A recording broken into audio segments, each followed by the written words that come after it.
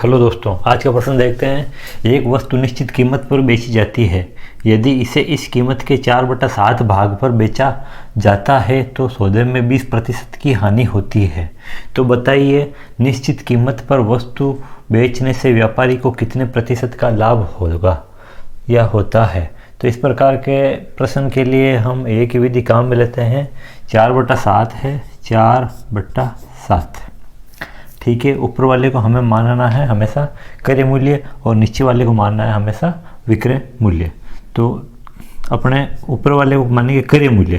क्रय मूल्य कितना होता है हमेशा 100, और विक्रय मूल्य क्या होता है, लाभ या हानि होता है। तो ये कह रहा है 20% की हानि हो रही है, इसका मतलब 80। तो ऊपर वाला क्या हो गया, अपने ऊपर वाला हो गया क्रय मूल्य। क्या हो गया, क्रय मूल्य। और ये क्या हो गया, विक्रय मूल्य।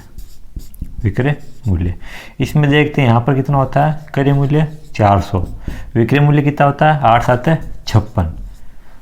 यह है क्रय मूल्य, यह है विक्रय मूल्य। फायदा कितने का हुआ, 160 रुपये का। फायदा किस पर हुआ, फायदा क्रय मूल्य पर। 400 गुणा 100, इसको सरल करना 0 से 0, 0 से 0। 4 एकम 4, 4 चौक 16।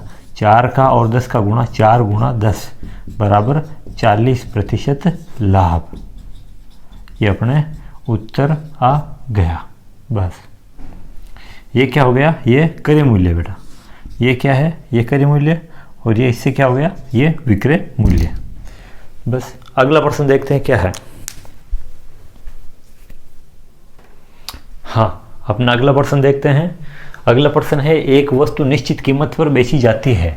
यदि इसे इस कीमत के 2/3 भाग पर बेचा जाता है तो सौदे में 10% की हानि होती है। तो बताइए, निश्चित कीमत पर वस्तु बेचने से व्यापारी को कितने प्रतिशत लाभ होगा।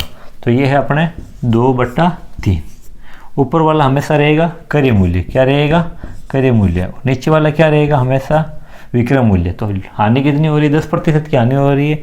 इसका मतलब ये कितना हो गया, 90। बस अब इसकी सहायता से यहाँ पर जो उत्तर आएगा ये होगा क्रय मूल्य। ऊपर वाला क्यों 100 से गुणा कराया, तो ये हो गया क्रय मूल्य 200। क्या हो गया, क्रय मूल्य। और विक्रय मूल्य क्या आएगा अपने, विक्रय मूल्य यहाँ देखते हैं 9 3 27। तो विक्रय मूल्य कितना हो गया 270। विक्रय मूल्य 270, मतलब 200 में चीज़ खरीदी, 270 में बेच रहे हैं। फायदा कितने का हो रहा है, 70 का। फायदा किस पर हो रहा है, क्रय मूल्य पर, मतलब 200 पर फायदा हो रहा है। 200 गुणा 100, इसका प्रतिशत निकालना है। 2 0 से 2 0 गया, 70/2, मतलब 35% लाभ। ये अपने क्या आ गया, उत्तर। अगला प्रश्न देखते हैं क्या है।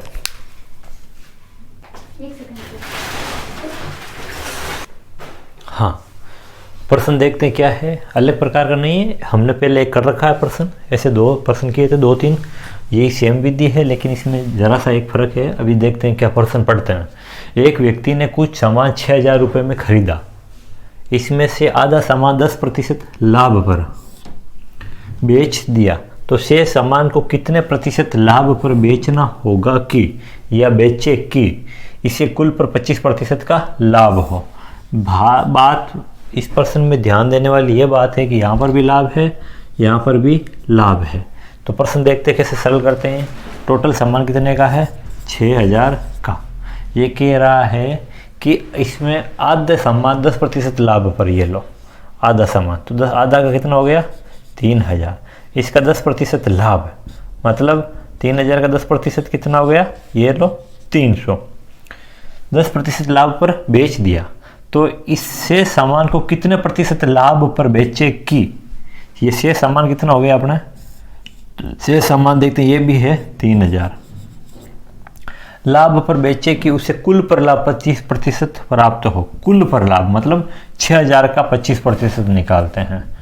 इसका 25% निकालते हैं, 25 6 150, 0 का 0। ये लो, ये अपना आ गया।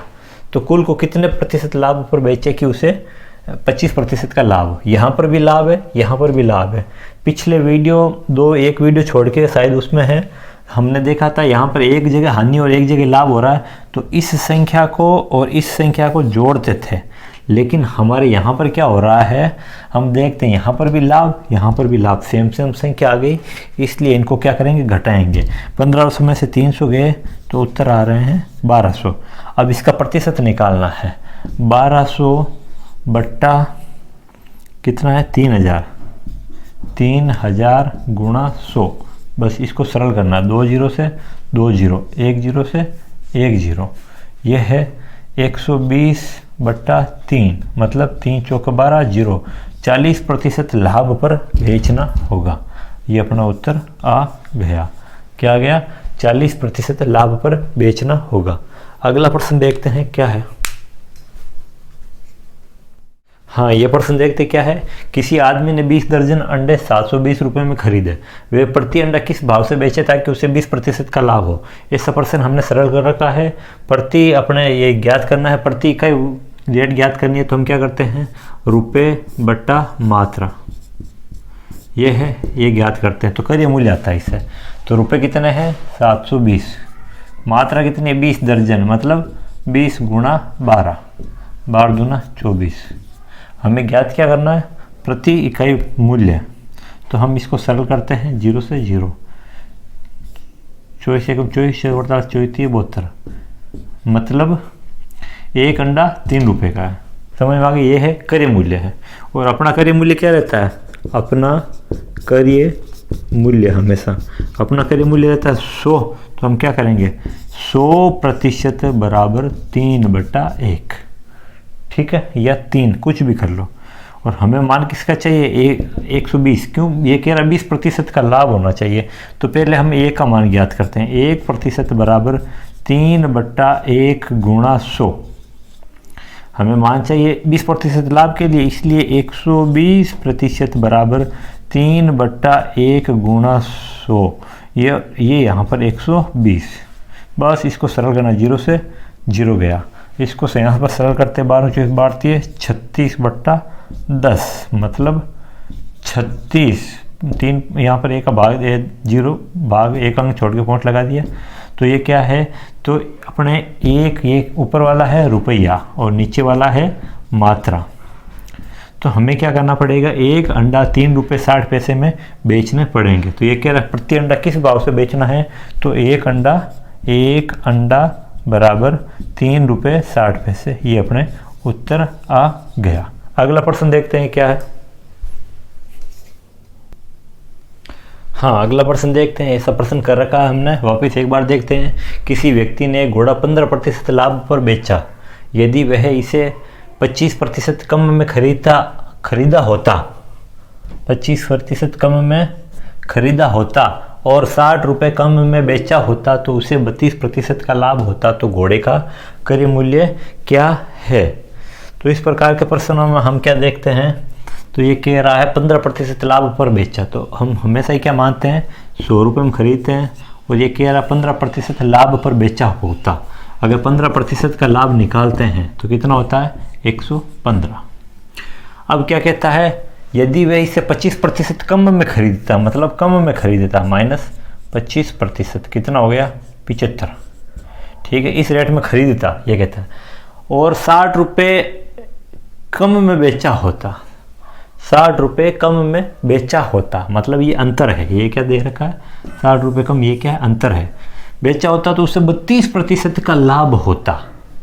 32% का लाभ मत किस पर होता है, ये इस पर। तो इसका निकालेंगे 32% प्लस 32% करेंगे तो 75 का 32% निकालते हैं, 75 गुणा 32/100। बस इसको सरल करना, 25 × 25 75, 25 चौके 100, 4 एकम 4, 4 8 32, 8 3 24, मतलब 24 जोड़ना है इसके अंदर। 24 जोड़ते हैं, 5 4 9, 7 2 9। इसका अंतर देखते हैं कितना आ रहा है। देखो इसका अंतर 16 आ रहा है, कितना आ रहा है, 16%। ये भी अंतर, ये भी अंतर, अंतर को अंतर के बराबर रखते हैं, अंतर को अंतर के बराबर रखते हैं। देखो अंतर को अंतर के बराबर रखा, मतलब 16% बराबर 60। और हमें मान किसका चाहिए, क्रय मूल्य का चाहिए। क्रय मूल्य हमेशा अपने 100 होता है, इसलिए 1% कितना होगा, 60/16। इसलिए 100% क्या होगा, 60/16 गुणा 100, इसको सरल करना है।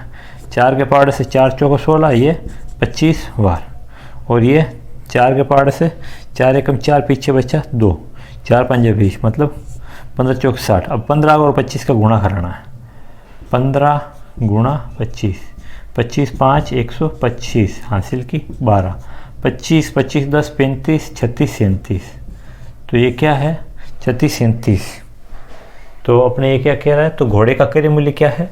घोड़े का क्रय मूल्य अपने हो गया 375 रुपये। ये अपने उत्तर आ गए। इतना सस्ता घोड़ा नहीं आता, प्रश्न है इसलिए सस्ता घोड़ा आ गया। अगला प्रश्न देखते हैं क्या है।